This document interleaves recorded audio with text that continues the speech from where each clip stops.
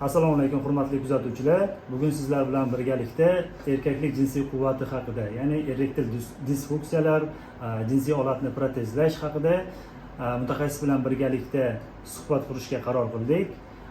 Bu amaliyot kimlar uchun mo'ljallangan, qanday kasalliklar protezlash amaliyotiga olib keladi? Shu kabi qiziqarli savollarga mutaxassis bilan birgalikda javob beramiz. Bugungi ko'rsatuvimizning mehmoni Respublika urologiya markazining direktor o'rinbosari urolog-androlog Shavkat Shanasirovich bilan birgalikda bo'lib o'tadilar. Assalomu alaykum. Va alaykum assalom. Avvalambor erektil disfunksiya haqida kuzatuvchilarimizga biroz tushuncha bersangiz.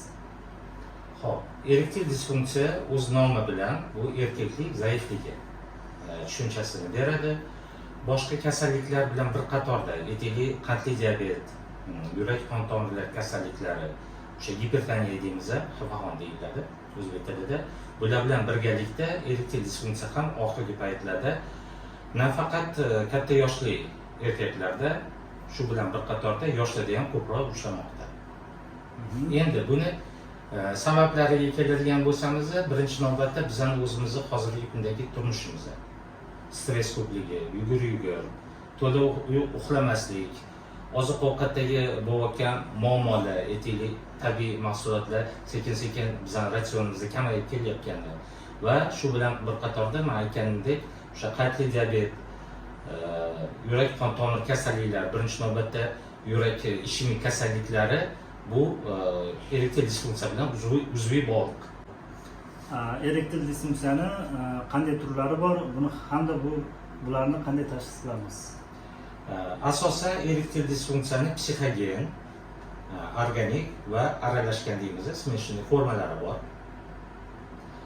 Ilgari masalan 20-asr oxirlarida aytilardiki 80% erektil disfunksiya bu psixogen, 20% organik deb aytilgan bo'lsa, mana shu butun dunyoda bo'layotgan ilmiy tadqiqotlar natijasida shu taqozo qilindiki, hozirgi paytda umuman buni teskarisi, ya'ni 80% erektil disfunksiya bu organik deb hisoblanyapti hozir, 20% aytaylik 10% bu psixogen bo'ladigan bo'lsa, yana bir 10% ham psixogen, ham organik disfunksiyada bo'lishi mumkin.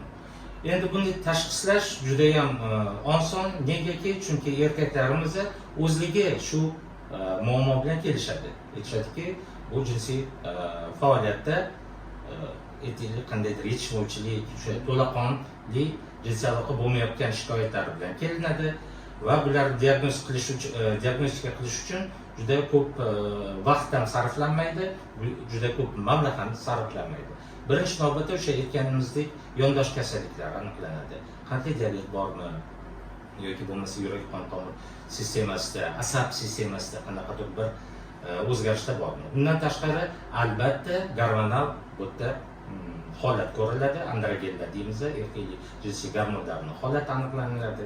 Kerak bo'ladigan bo'lsa, maxsus tekshirish usullari bor. Bu ultrazvuk usullari qo'llaniladi, Doppler effekti bilan shu odatda qon bilan ta'minlanishlari, farmakologik har xil probalarimiz bor. Bu bilan biz organik erektil disfunksiyani psixogen erektil disfunksiyadan ajratib olamiz. Nega bu kerak? Chunki buni keltirib chiqadigan sabab qanaqa erektil disfunksiyani shakliga qarab turib bemorlarga dori vositalari yoki bo'lmasa hali aytganimizdek boshqa operativ davolash usullari qo'llash yoki yo'qligini ajratib olamiz. Rahmat. Keyingi savolimiz, protezlarning qanday turlari bor? Protezlarning turlariga o'tishdan oldin men aytib o'tishim kerak. Taxminiy statistikaga ko'radigan o'tadigan bo'lsangiz, 1995-yilda ma'lum bu statistik ma'lumotlar taxminan 150 million butun yer sharida erkak erektil disfunksiya bilan og'rigan deydigan bo'lsangiz, hozirgi kunda 25-yilda taxminan 350 million deb hisoblanmoqda. Bu 350 milliondan juda ham kam. Nega? Chunki har bir erkak bu erektil disfunksiyasi namoyon bo'lganida darhol doktorga murojaat qilmaydi. Ayniqsa bizani fuqarolarimiz. Bilamiz, choyxonada o'tiriladi, gaplarda sen nima bo'lyapti, qanday davolang deb davolanib ko'rishadi. Aptekalarga borilsa, dorixonalarga borilsa, u yerdan qandaydir dorilar iste'mol qilib ko'rishadi. Bu yaxshi holat deb biz shifokorlar hisoblamaymiz, lekin shu bilan bir qatorda aytmoqchimizki, 95% erektil disfunksiyasi bor bemorlarni bemalol medikamentoz davolasangiz bo'ladi. Lekin bular o'z vaqtida shifokorga murojaat qilingan bo'lsin va to'g'ri dori va to'g'ri uni davomiyligi ta'minlangandagina bu 95% etiklik bular o'zini dardiga malham topadi. Endi aytganimizdek 100% emas, afsus bilan aytish kerakki, taxminan 5-10% erkaklarimizda bu medikamentlar, demak dori vositalari yordam berishi qiyin. Chunki bularda hali aytganimizdek qandli diabet bo'lishi mumkin, kontrolsiz bu o'sha qon bosimini tushiradigan dorilarni uzoq vaqt iste'mol qilish bo'lishi mumkin. Va boshqa muammolar, stresslar deb aytdik. Mana bunaqa holatlarda hech kim kelgan bemorga erektil disfunksiyasi bilan darhol operatsiya qilishni biz taklif qilmaymiz. Oldin medikamentoz ko'riladi.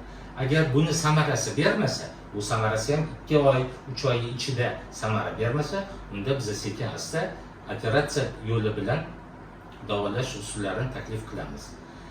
Ba'zi bir holatlarda aytish kerakki, bu odam zotda tabiatida bu bor narsa. Uzoq vaqt shu o'zini yechimini topolmagan erkaklar ba'zi bir holatlarda suitsidal bir fikrlarga ham kelib qolishi mumkin. Shuning uchun barcha erkaklarimizga shu fursatdan foydalanib aytmoqchimanki, erektil disfunksiya bizani ruscha aytadigan bo'lsangiz prigovor emas. Bu hukm emas. Shuning uchun ham agar medikamentoz ta'sir bo'lmasa, ularga holatda protezlash usullari taklif qilinishi mumkin.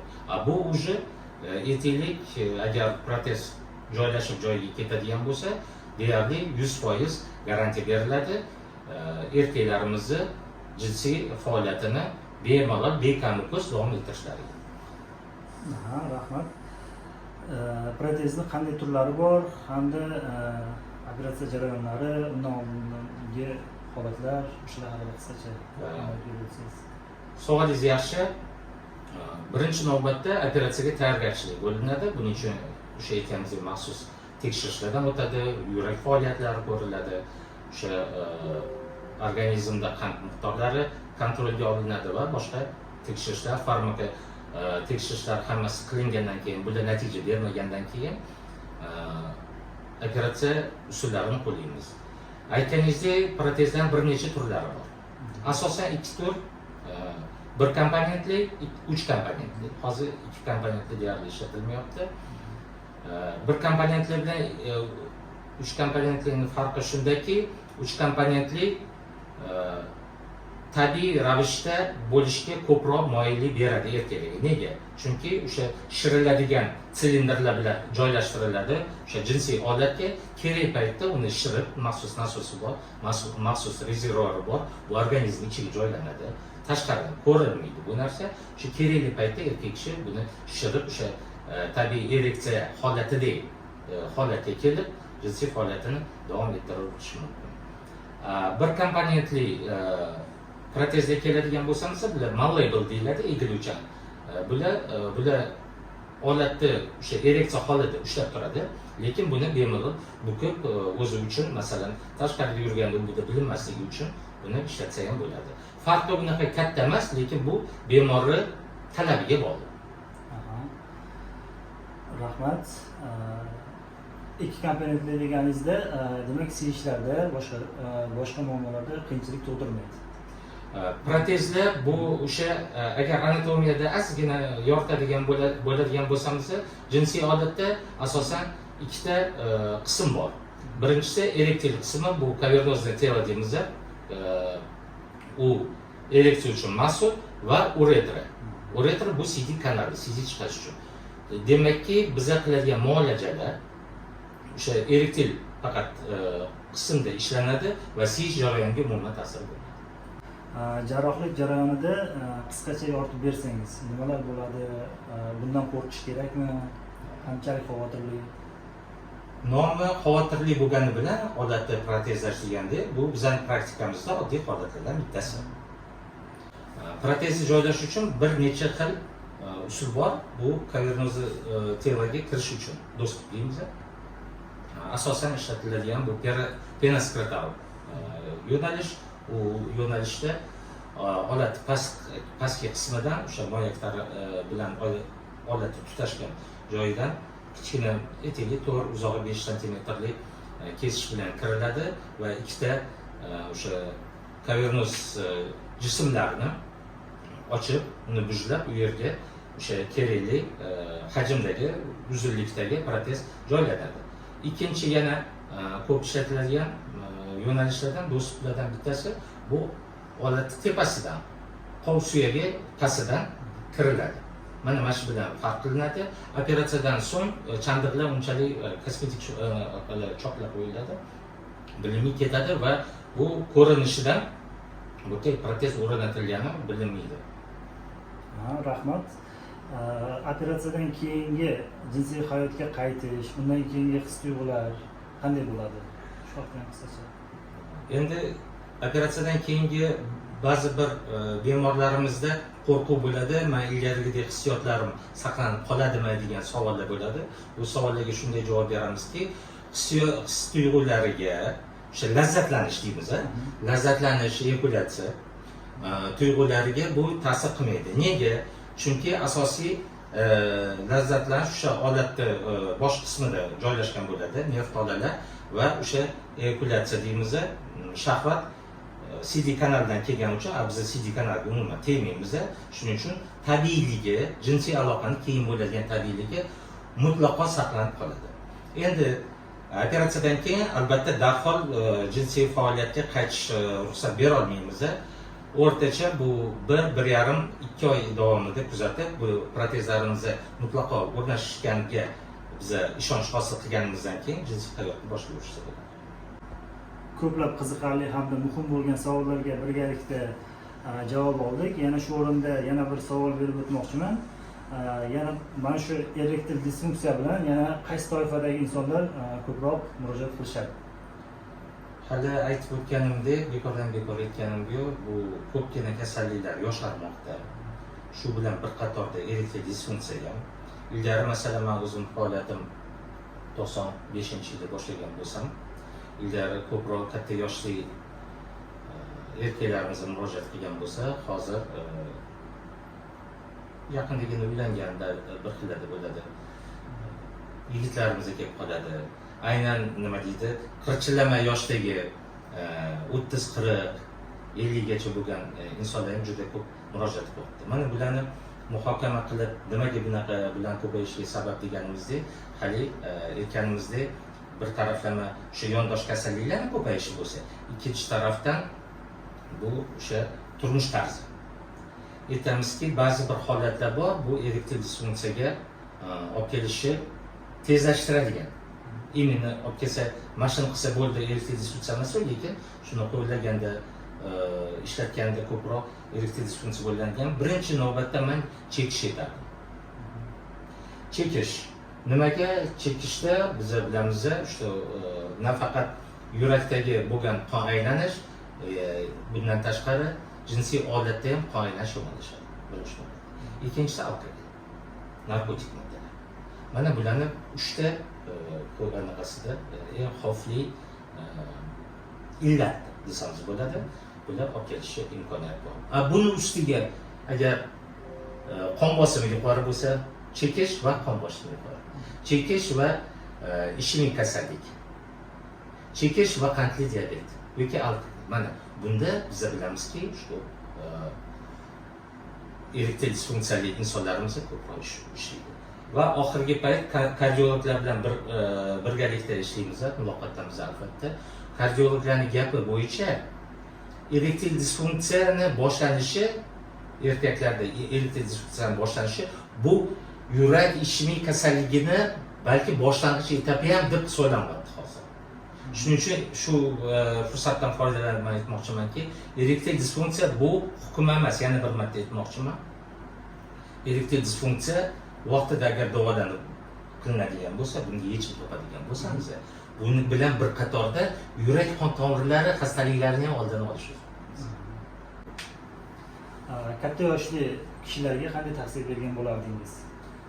Katta yoshdagi kishilarda bitta statistik ma'lumot aytmoqchimanki, bu butun erkak, nafaqat butun fuqarolarimiz uchun butun dunyo sog'liqni saqlash tashkilotini tasnifiga ko'ra 66 yoshgacha, ya'ni 65 bunga ham kiradi, o'rta yosh hisoblanadi. Bizda bo'lsa erkaklarimizda e'tibor bering, qariyalarimizda demayman, erkaklarimizda 60 yoshdan o'tgandan keyin bo'ldi, mana jinsiy faoliyatim to'xtarkan degan bir noto'g'ri tushuncha bor. Aytishingiz kerakki, erkak kishi qancha yashasa, jinsiy faoliyat shuncha davom etgani ma'qul. Bu o'sha prostata bezining faoliyatiga ham bunga to'xtalmoqchi emasman. Qon bosimiga ham, bir qanaqadir o'zini hissiyotiga ham yaxshi ta'sir bo'ladi. Shuning uchun bu hali aytib o'tganimizdek, bu muammoning yechimi bor. Faqatgina bundan qo'rqmasdan bemorlarimiz tashrif buyurish kerak, mutaxassislarga. Buni yechimi bor. Hamma kelgan kasal bemorlarimizga biz protez qo'yamiz demaymiz. Biz aytmoqchimizki, ruscha aytganda, есть свет в конце туннеля deydi. Demakki, bizda qayoqqa intilishimiz bor. Medikamentoz ming davo bo'lmaganda ham buni operatsiya yo'li bilan davolash mumkin. Demakki, 21-asr texnologiyalari shuni bajarish uchun bizda to'laqonli imkoniyatlar bor. Bitta qo'shimcha shu yerda aytiladi, bizda xalqimizda shunaqa naql bor. Kasallikni davolashdan ko'ra uni oldini olgan ma'qul. Shuning uchun qanchalik bu o'sha erektil disfunksiyasi namoyon bo'ladigan bo'lsa, erkaklarimizda vaqtida qanchalik tez murojaat qilinsa, og'ir asoratlarga olib kelmaydi birinchi navbatda. Ikkinchidan, bu anaqadan holatdan ko'ryapsizlar, kasallik demayman. Bu holatdan forig' bo'lib ketish darajasi juda ham yuqori bo'ladi. Rahmat kattakon qiziqarli intervyu uchun. Agar sizda ham shunga oid kichik o'zgarishlarni tanangizda sezgan bo'lsangiz, darhol mutaxassisga murojaat qilishingizni so'rab qolgan bo'lardik.